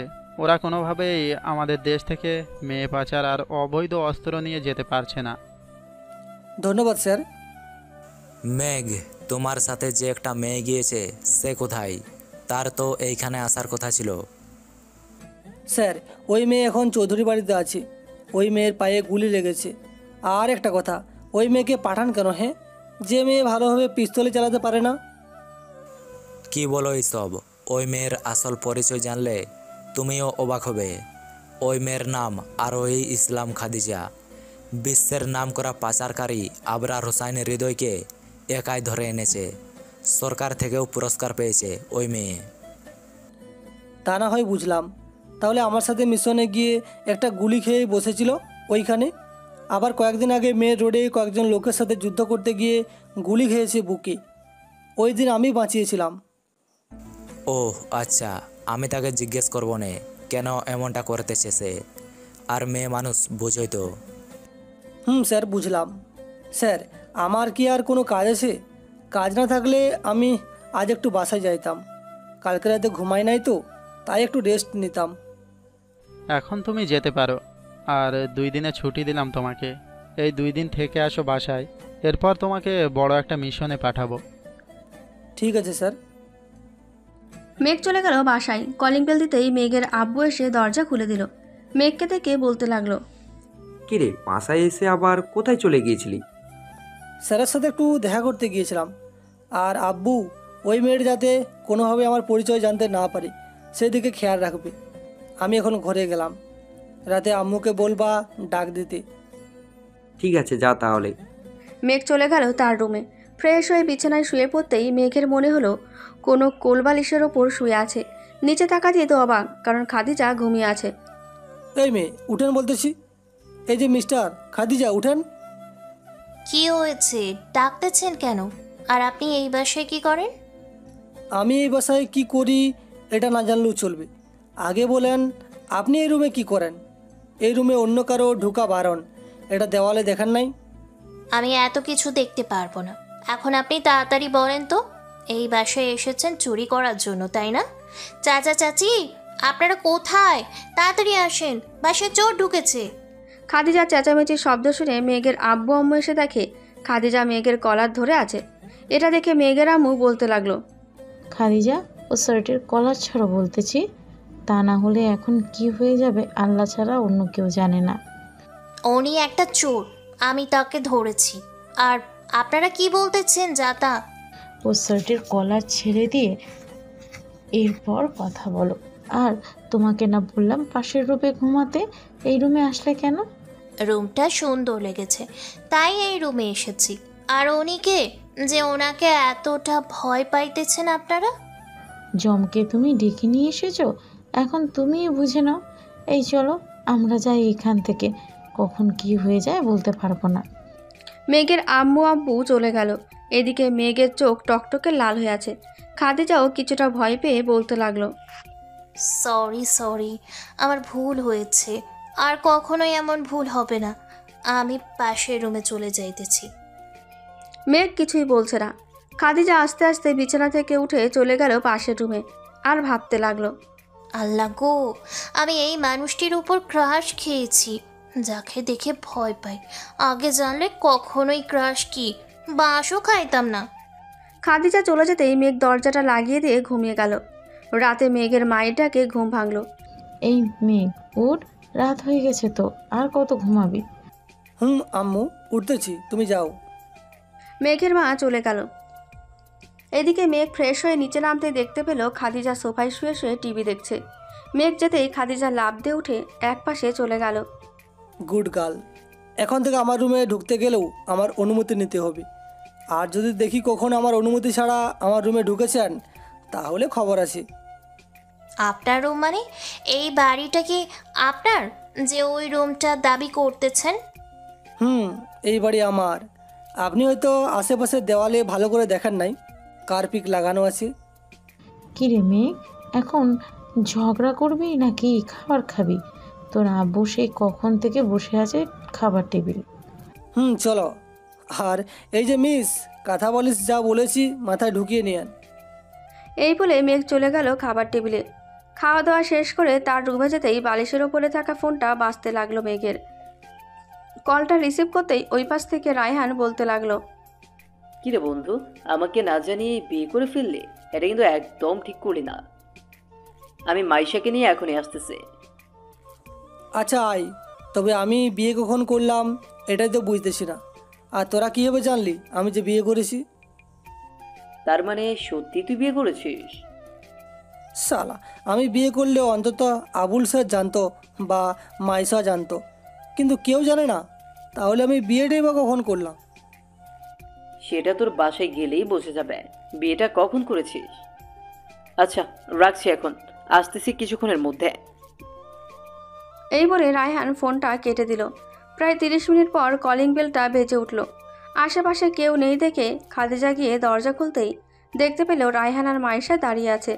তাদের দেখে জিজ্ঞেস করছে, এই আপনারা কে আর এই বাড়িতে কি করেন? আমরা এই বাড়িতে কি করি এটা বড় বিষয় না, আপনি কে আর আপনি এই বাড়িতে কি করেন সেটা আগে বলেন তো। বাড়ির বউ কি অন্য বাড়িতে যাবে নাকি? হোয়াট? আপনি এই বাড়ির বউ? আমি এই বাড়ির বউ, তাও আবার একমাত্র বউ। আমার জানা মতে তো আন্টি আঙ্কেলের 2 ছেলে, আপনি মনে হয় বড় ছেলের বউ, তাই না? যাক, ভালোই হলো। আমি আমার মেয়েকে নিয়ে সুখে থাকবো আর আপনার সাথে ঝগড়া করব। বুঝলাম না, আপনি মেঘকে নিয়ে সুখে থাকবেন মানে? আমি মেঘকে নিয়ে সুখে থাকবো মানে হচ্ছে আমি মেঘের গার্লফ্রেন্ড, তাকে বিয়ে করব কয়েকদিন পর, সবাই তো জানে দেখবে। আর আন্টি কেমন আছে? আরে মাইশা মাঝে, ভিতরে আসো। বাইরে দাঁড়িয়ে আছো কেন? খাদিজা, ওদের ভিতরে আসতে দে। রায়হান আর মাইশা ভেতরে গিয়ে সোফায় বসে পড়ল। এদিকে মেঘ ওপরের বারান্দা থেকে সব কিছুই দেখছে আর মিটমিট করে হাসছে। এইদিকে তার আব্বু যে কখন তার পাশে দাঁড়িয়েছে সেটা খেয়ালই করেনি। মেয়েটাকে তোর ভালো লাগে নাকি? ভালো লাগলে বল, এই বাড়ির বউ করে আনি। এখন না আব্বু, আর কয়েকটা মাস যাক, এরপর না হয় আমি বলবো তোমাদের। আর একটা কথা, আমার যে চাচা আছে সেটা আগে বলো নাই কেন? তোকে বললে কি হবে রে, তাদের সাথে ঝগড়া আমাদের। কিন্তু কয়েকদিন আগে খাদিজার বাবা মানে তোর চাচা এসে মাপ চেয়ে গেছে। ও আচ্ছা, আর ঝগড়াটা কি নিয়ে হয়েছিল এটা বলো তো শুনি। তাহলে শোন কি নিয়েছিল। আমার আব্বুর অনেক সম্পত্তি ছিল এবং অফিস ছিল প্রায় 45 থেকে 50টা। একদিন ম্যানেজারের নিয়োগ দেই আব্বু। পরে তোর চাচা আমাদের অফিসে ম্যানেজার হিসেবে কাজ করতে থাকে। কিন্তু কে জানতো তোর চাচা কারসাজি করে আব্বুর 3টা বড় বড় অফিস তার নামে লিখে নিয়েছে। এরপর আমি যখন জানতে পারি তখন তাকে পুলিশের হাতে ধরিয়ে দিই। কিন্তু তখন ধরিয়ে দিলেও কিছু করার নেই, কারণ স্ট্যাম্প পেপারে স্পষ্ট করে লেখা ছিল যে নিজ ইচ্ছায় চৌধুরী গ্রুপ অফ কোম্পানির 3টি অফিস সালমান আলীর নামে লিখে দেওয়া হয়েছে। ও আচ্ছা, এই ব্যাপার। সরি চাচা, আমি এতটুকু বড় হয়েছি কিন্তু আব্বুর 1 টাকাও খাই নাই। আম্মু কাজ করে আমাকে খাইয়েছে এবং পড়িয়েছেন। জানি আমি সব কিছুই, এর জন্যই তো কিছু বলি না। এখন তুমি কি মেঘের বউ হয়ে আসতে চাও নাকি এই বাড়িতে? আপনার ছেলেকে দেখে ভয় পাই। এখনই বউ হয়ে আসলে তো আমাকে এই বাড়িতে ভেজা বিড়ালের মতো থাকতে হবে। খাদিজার কথা শুনে মেঘ এবং চৌধুরী সাহেব ফিক করে হেসে দিল। এদিকে মেঘ একবার খাদিজার দিকে তাকাচ্ছে আর একবার তার দিকে তাকাচ্ছে। এটা খাদিজা লক্ষ্য করলো কিন্তু কিছুই বলল না। মেঘ ওইখানে না দাঁড়িয়ে থেকে চলে গেল নিচে। মাইশা, ভালোই তো ফিল্ডিং মারতে পারো। যাক, আজকে মেয়েটা অনেক জব্দ হয়েছে। জব তো আর কই করতে পারলাম, আন্টি তো এসে গুলমাল লাগিয়ে দিয়েছে। তবুও মেয়েটা তোকে যেই ভয় পায়, বিয়ের পর কি জানি হয়। বিয়ের পর আবার কি হবে? মেয়েটাকে নিয়ে হানিমুনে সোজা সুইজারল্যান্ড যাব। যাক, এইসব কথা বাদ দে, এখন বল কাজের কি খবর? আচ্ছা, তুই কি কাজ ছাড়া একদিনও থাকতে পারিস না? অফিস থেকে 2 দিনের ছুটি দিয়েছে, কই বাসায় থাকবি, তা না করে তুই শুধু কাজ আর কাজ নিয়ে পড়ে আছিস। বাসায় থাকতে ভালো লাগে না রে, একা একা আর কত ঘরে বসে থাকবো বল। আচ্ছা চল, আজকে ঘুরে আসি তোদের সাথে। আর আমি নতুন গাড়ি কিনেছি। তাই নাকি? তোর জন্য একটা সুখবর আছে। আবুল স্যার বলেছে তোকে একটা গাড়ি গিফট করবে, সে নিজে এবং সরকার থেকেও। আমাকে কি নেওয়া যাবে আপনাদের সাথে মাইশা ভাবি? না, আপনাকে নেওয়া যাবে না। আপনি গিয়ে কি করবেন? আর আমরা ঘুরতে যাইতেছি না, আমরা যাইতেছি মরতে, তাই না রে মেঘ?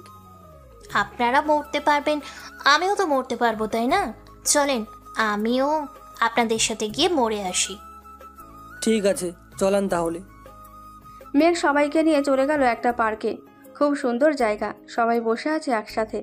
এমন সময় রায়হান বলে উঠল, মেঘ তোরা এখানে বস, আমি আর মাইশা আসতেছি ওই পাশ থেকে।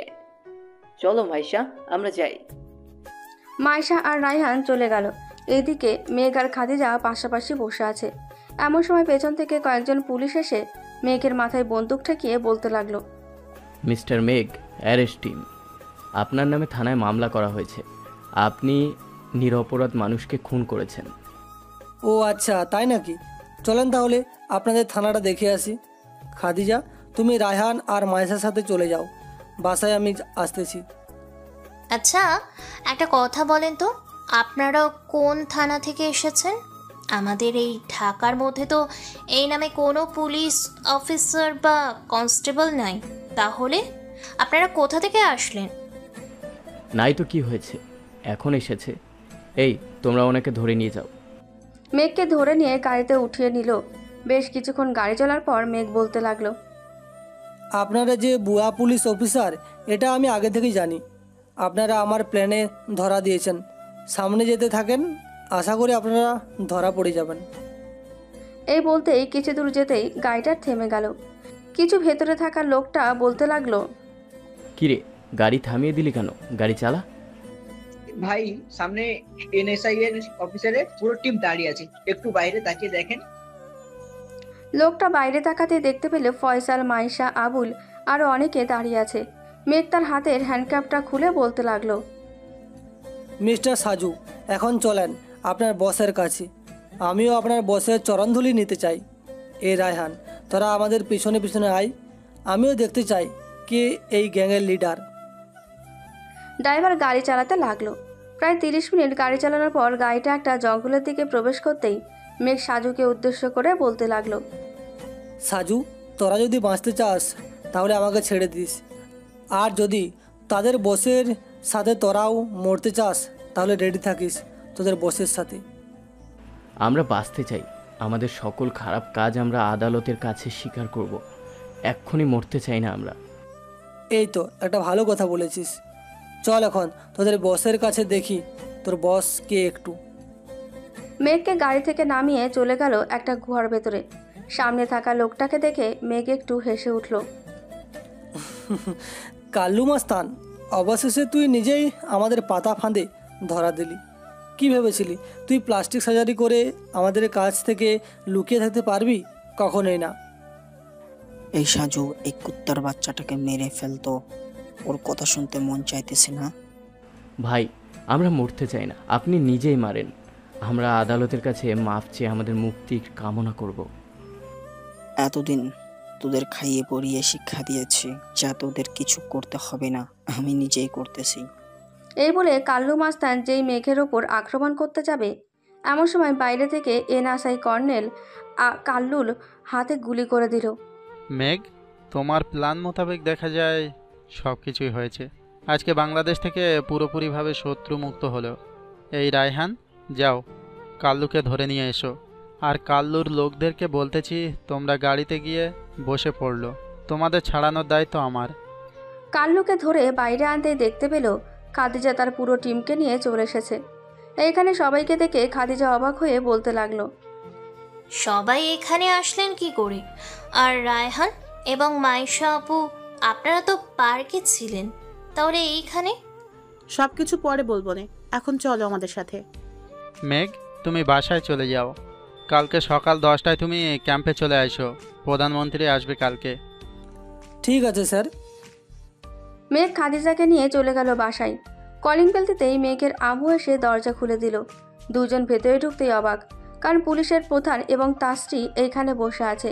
খাদিজা তার মাকে দেখে চলে গেল তাদের কাছে। কেমন আছিস মা? আজকে আমি কতদিন পর তোকে দেখলাম, খাওয়া দাওয়া করিস না কেন?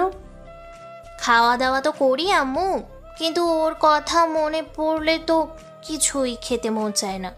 মেঘের দিকে আঙুল তুলে বলেছে কথাটা। মেঘ, এই দিকে আসো। মেঘ চলে গেল তার চাচির কাছে। গিয়ে বসতেই তার চাচি তার হাতে একটা আংটি দিয়ে বলতে লাগলো, মেঘ, এইটা তুমি খাদিজার হাতে পরিয়ে দাও, আর বেশি দেরি করা যাবে না। খুব তাড়াতাড়ি তোমাদের বিয়েটা দিয়ে দিতে হবে, তা না হলে আমার মেয়েটা না খেতে পেয়ে শুটকি মাছ হয়ে যাবে। এমনিতেই শুটকি মাছ, আর চাই না শুটকি মাছ বানাতে। আচ্ছা, আপনারা কথা বলেন, আমি ফ্রেশ হয়ে আসতেছি। এই বলে মেঘ চলে গেল ওপরে। ফ্রেশ হয়ে বসে বসে ফোন টিপছে। এমন সময় খাদিজা রুমে প্রবেশ করতে যাবে, কিন্তু করলো না, কারণ কিছুদিন আগে তাকে বলেছিল তার ঘরে ঢুকতে গেলে বাইরে থেকে অনুমতি নিয়ে ঢুকতে হবে। এই যে মিস্টার, আমি ভিতরে আসতে পারি? আসেন। কিছু বলবেন নাকি? যদি বলার থাকে বলেন, আর না বলার থাকলে এইখান থেকে চলে যান। খাদিজা মেঘের গাল দুটো টেনে বলতে লাগলো, এই আপনি এমন করেন কেন সব সময় আমার সাথে? আমি তো আপনার ওই বউ, একটু ভালো করে কথা বলতে পারেন না? এখনও বউ হন নাই, যেই দিন হবেন ওই দিন না হয় ভালোভাবে কথা বলবো। আর আমি এর চাইতে বেশি ভালো করে কথা বলতে পারি না। ও আচ্ছা, ঠিক আছে, দেখতেছি। ভালো করে দিতে বলতে পারেন, সমস্যা কি, পারেন না? এই বলে খাদিজা দরজাটা লাগিয়ে এসে মেঘের ঠোঁটজোড়া তার দখলে করে নিল। এইভাবে মিনিট 10 পর মেঘ খাদিজাকে ছাড়িয়ে ঠাস ঠাস করে তার দুই গালে দুটা চড় মেরে বলতে লাগলো, এই আপনি আমাকে কি ভেবেছেন এইসব করে মন জিতে নেবেন? কখনোই না। আমার মন জিততে হলে একটা কাজ করতে হবে। কি কাজ করতে হবে বলেন, আমি এক্ষুনি করতেছি। এক্ষুনি একটা গোলাপ ফুল দিয়ে প্রপোজ করতে হবে। আপনাকে 10 মিনিট সময় দিলাম। মেঘের কথা শুনে খাদিজা দৌড়ে ছাদে চলে যায়।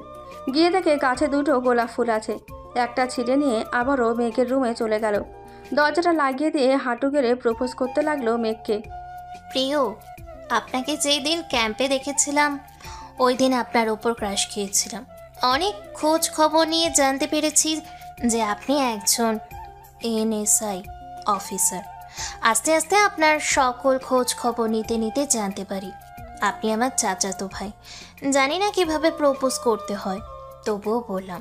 প্রিয়, আপনি আমার হাত থেকে এই ফুলটা নিয়ে আমার ভালোবাসা গ্রহণ করবেন? গ্রহণ করলাম। এই বলে মেঘ খাদিজাকে বুকে টেনে নিল আর বলতে লাগলো, সরি তোমাকে চর মারার জন্য। আসলে আমার হাত সবসময় চুলকায় তো, তাই তোমার ওই নরম নরম দুই গালে চরটা মেরে হাতের চুলকানিটা কমালাম। কি? যান, আপনার সাথে কথা বলবো না আমি, আপনার ওপর রাগ করেছি। তাই নাকি? আসো তোমার রাগটা ভাঙিয়ে দিই। এই বলে মেঘ খাদিজাকে কোলে তুলে খাদিজার ঠোঁটজোড়া মেঘের দখলে করে নিল। এইভাবে 10 মিনিট যাওয়ার পর দরজার বাইরে থেকে মেঘের মায়ের ডাকে হুঁশ ফিরল দুইজনের। মেঘ খাদিজাকে কোল থেকে নামিয়ে বলতে লাগলো, তুমি দরজাটা খুলো, আমি ওয়াশরুম থেকে আসতেছি। এই বলে মেঘ চলে গেল ওয়াশরুমে। কিছুক্ষণ পর বাইরে এসে দেখতে পেল ঘরে কেউ নেই, তাই বেশি কিছু না ভেবে নিচে চলে গেল। গিয়ে দেখে সবাই বসে বসে গল্প করছে। মেঘও তাদের সাথে যোগ দিল। দেখতে দেখতে কেটে গেল আজকের দিনটা। পরের দিন সকাল 10টায় মেঘ আর খাদিজা রেডি হয়ে চলে গেল ক্যাম্পে। গিয়ে দেখে প্রধানমন্ত্রী চলে এসেছে। মেঘ এবং খাদিজা, তোমরা দুইজন আমাদের দেশের গর্ব। আমরা চাই তোমরা দুইজন দুই সেনাদলের প্রধান হয়ে যাও। সরি, আমি থাকতে পারবো না। আমি কাজটা ছেড়ে দিব আজকে। কেন হঠাৎ এই সিদ্ধান্ত নিলে যে? আমার আজকে বিয়ে। আমার বর যদি বলে কাজ করতে তাহলে করব, আর যদি না বলে তাহলে করব না। ও আচ্ছা, তোমার বরকে তো একটু দেখতে হয়, আমাদের সাথে পরিচয় করিয়ে দাও। আপনার সামনেই দাঁড়িয়ে আছে NSI মেঘ চৌধুরী, যে আমার হবু বর, এবং আজকে রাতে আমাদের বিয়ে হবে। মেঘ, তুমি তো NSI এর কর্নেল। এখন আমি যা বলেছি সব তো শুনেছো। খাদিজাকে কি পুলিশের কর্নেল বানাবে নাকি তাকে চাকরি ছেড়ে দিতে বলবে? স্যার, খাদিজার চাকরি করার কোনো প্রয়োজন নেই। আপনি মাইসা বা রায়হানকে পুলিশের কর্নেল বানিয়ে দেন। আশা করি ওরা ওদের গ্রুপটা সামলে নেবে। আমিও চাকরি ছেড়ে দেব, আপনি রায়হানকে পুলিশের কর্নেল বানিয়ে দেন। ঠিক আছে, দুইজন দুই দলের কর্নেল। এই বলে সবাই কিছুক্ষণ মিটিং করলো। সন্ধ্যায় মেঘ বাসায় আসলেই দেখতে পেল বাড়িটা অনেক সুন্দর করে সাজিয়ে ফেলেছে। রাত প্রায় 10টা। কাজী সাহেব এসে বিয়েটা পড়িয়ে দিয়ে চলে গেল। এদিকে মেঘ, রায়হান আর মাইশা ছাদে দাঁড়িয়ে আছে। ভাইয়া, আজকে তো আপনাদের সুখের রাত, দোয়া করি যাতে আপনাদের জীবন সুখে কাটে। এখন যান, রাত 2টা বেজে গেছে। মেঘ বাসর ঘরের ভেতরে ঢুকতেই খাদিজা এসে মেঘের পা ধরে সালাম করলো। মেঘও ভালো ছেলের মতো খাদিজাকে নিচ থেকে উঠিয়ে যে জড়িয়ে ধরতে যাবে, এমন সময় খাদিজা ঠাস ঠাস করে মেঘের 2 গালে 12টা চড় মারল। মেঘ তো হতবাক। এই, তুমি আমাকে চড় মারলে কেন? আমাকে এতদিন যেই চড়গুলো মারলে তার প্রতিশোধ। চলো এখন নামাজ আদায় করে নেই, বাকিটা না হয় পরে হিসাব নিব। মেঘ আর খাদিজা নামাজ আদায় করে নিল। খাদিজা নামাজ আদায় করে চলে গেল খাটে। এদিকে মেঘ দাঁড়িয়ে দাঁড়িয়ে ভাবছে খাদিজার কাছে যাবে কি যাবে না। এসব ভাবতে দেখে খাদিজা বলতে লাগলো, এখন যদি আদর না করেন তাহলে এমন পিটানি পিটাবো সারা জীবন আমার গোলাম হয়ে থাকতে হবে। মেঘ তাড়াতাড়ি করে খাদিজার কাছে চলে গেল। আস্তে আস্তে খাদিজার ঠোঁটে, মুখে, গালে, পেটে সব জায়গায় কিস করছে আর খাদিজা কেঁপে কেঁপে উঠছে। আস্তে আস্তে মেঘ বাকিটা ইতিহাস হয়ে থাক, আর শুনতে হবে না। আজকের মতো গল্পটাই পর্যন্তই। আবারও দেখা হবে অন্য কোনো গল্পে। ধন্যবাদ।